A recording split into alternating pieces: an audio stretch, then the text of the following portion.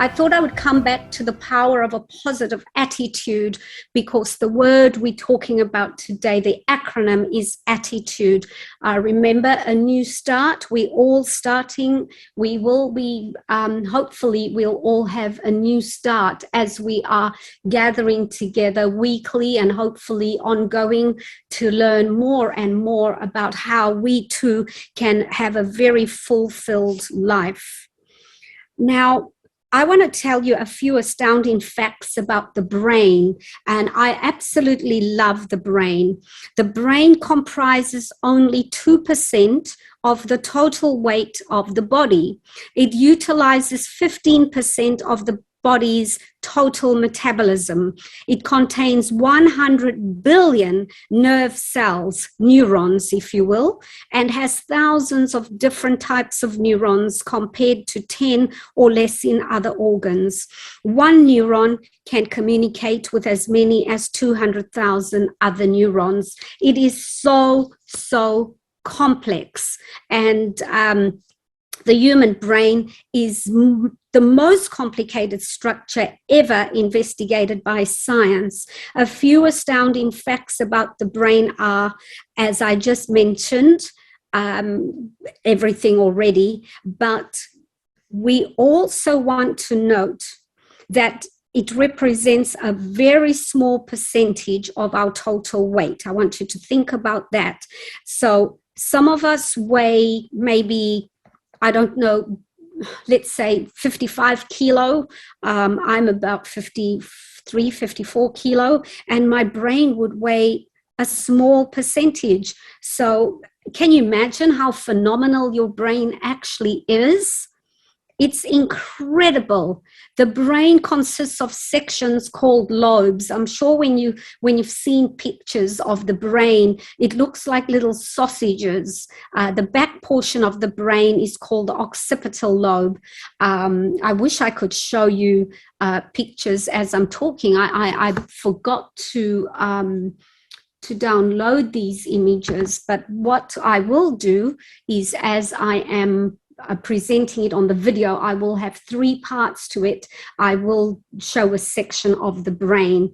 You have so many different parts to the brain that make up for the totality of the brain. The frontal lobe being the most important part of the brain. Why? Because it's the judgment seat. That is the part of the brain that we want to control our thought process. We want the frontal lobe to be in charge. Otherwise, if it is not in charge, then the hypothalamus will be, and we don't want that. Now, I'm going to talk a little bit about nutrition and the brain, because I know many people don't understand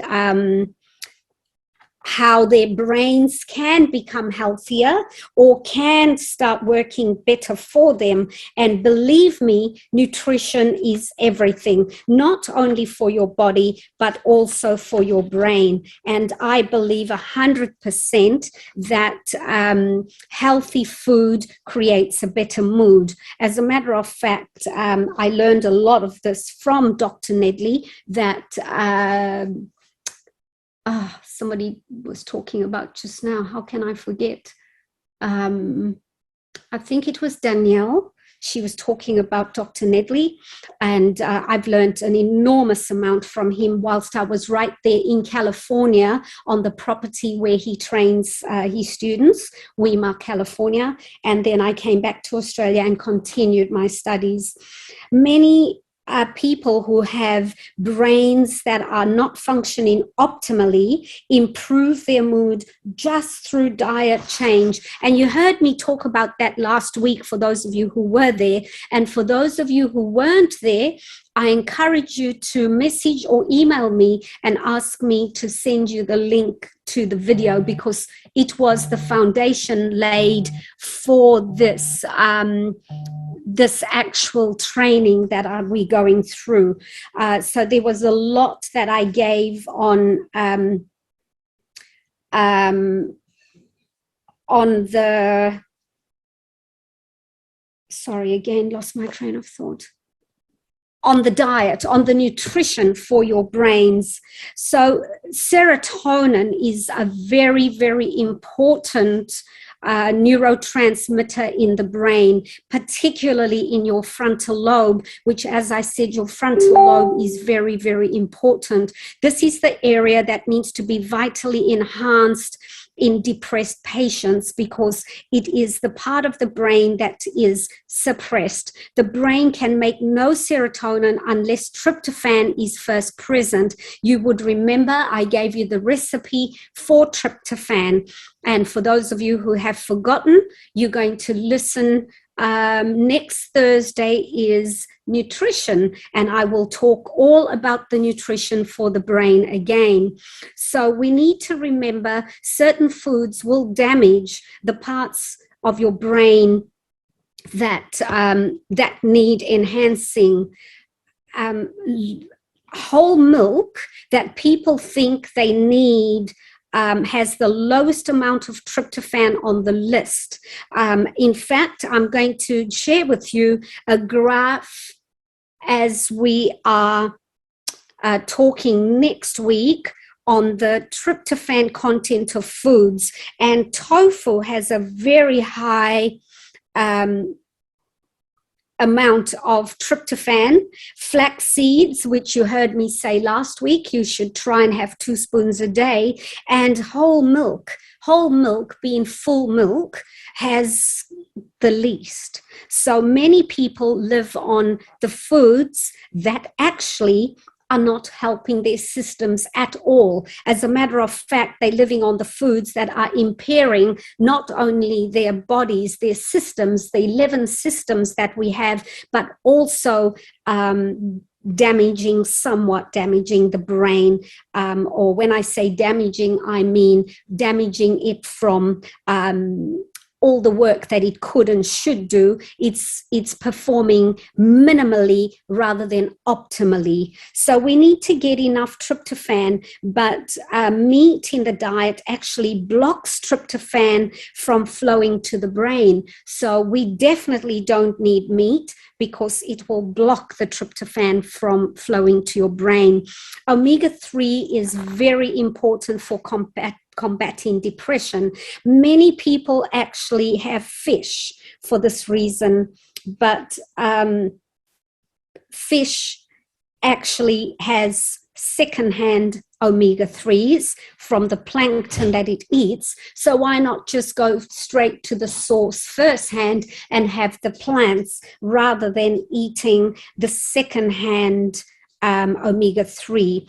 We know that omega-6 fats are abundant in many foods, and it's extremely rare to see mental or physical problems develop due to a shortage of omega-6. Omega-3 fats are not so abundant in our food, however, so it is more common to see adverse effects from a diet that is too low in omega-3. So for your omega-3s, my suggestion, instead of fish, is have tofu, have flax seeds, roasted pumpkin seeds, sesame seeds, almonds, black walnuts, black-eyed cowpeas. Now, it goes from the most to the least. The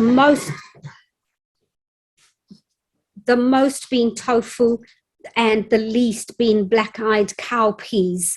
So omega-3 is found in fish, as I said, through its diet, but the fish that has the most omega-3 is the Atlantic mackerel, and the least is the drumfish. Tuna doesn't have very much, and rainbow trout, not as much. Pink salmon, not as much, but the most is Atlantic mackerel.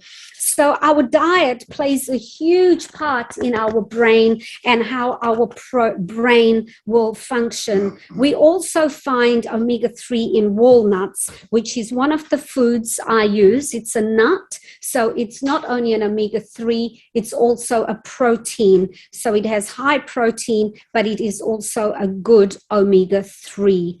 Flaxseed being the highest, I have mainly 2 spoons of flaxseed in my breakfast, but I alternate, which you heard me say last week. And I'm not so focused on nutrition today because next week we are going into nutrition. But we can see changes in psychological distress in the lifestyle heart trial when we actually look at the patient's dietary or lifestyle rather, as well as dietary changes in their psychological state. So we can tell that our lifestyle, which is how we live, that's why this acronym is so important: nutrition, exercise, the water, sunshine, temperance, the air we have, the rest, and the trust. All of these things are vitally important to our function of our brain, which actually is going to affect your whole attitude. And as you heard, attitude is a very loaded word. We look at the word attitude and we isolate it to a simple word of how we respond and react to circumstances. However, attitude is much more. Attitude is we are dependent on our attitude. How we thrive, how we survive is all based on our attitude. So I believe it is a very important, pertinent, powerful word that I would love to see people taking more advantage of, reading up about, listening to great speakers. I will, as Elizabeth asked me about Dr. Miles, all I wanted to do was extract one of the most powerful speeches he ever gave, and I'd given you some of the slides that I'd put together based on some of the words that he used. We also have oils that are amazing for the brain, like lavender oil is amazing for anxiety. Saffron is an amazing herb that can help to combat depression. Herbs and medications, in many cases of depression, medication may initially be necessary for successful treatment or preventing complications when the mental health is really already extremely compromised. However, I have found that certain herbs, supplements, and other botanical agents often seem to hasten improvements. And many of the ladies or gents that have come to me, I have used lavender, lemon balm, vervain, blue vervain is very good, primrose oil, ginkgo biloba, and one of my very favorites is valerian. It really helps to calm the mind, and I've used it myself in the past when I've gone through some really severe challenges. And the other one I've used is St. John's wort, which is a very good supplement, and it benefits in many ways. Some of the ways it will benefit is it will appear effective for mild to moderate depression. It can help generally well tolerate with few significant side effects. And it's also less expensive than many of the prescription antidepressants. There are a few concerns that are mentioned. It may not be very effective for severe depression. Headaches in a high percentage of users, I've never experienced that, and significant risk of drug interactions. But I'm very careful with the people that come and see me. All my patients know I'm extremely careful. When you fill out a health history, I ask you how much and what medications you are on, so there's no adverse reactions to anything that I am going to give you. So that's something you don't have to worry if you are going to see me for whatever reason in the future. We know that antidepressants cause a whole host of damage, but sometimes are very necessary in the beginning because some people are in such a bad way that they cannot get from point A to point B, and so we they are prescribed with drug medications for depression, and hopefully we can get them off it in a short-term plan. And Dr. Neil Nedley is also very fond of getting his patients off any sort of drug medications and giving them natural inhibitors and natural meds that actually are much more easy on the whole system, your whole digestive system, as well as even on the other system. I've just lost my train of thought. The nervous system, sorry. So the nervous system, as well as the digestive system. Antidepressants will cause a whole host of issues with people sometimes. So, you know, it's worth going through the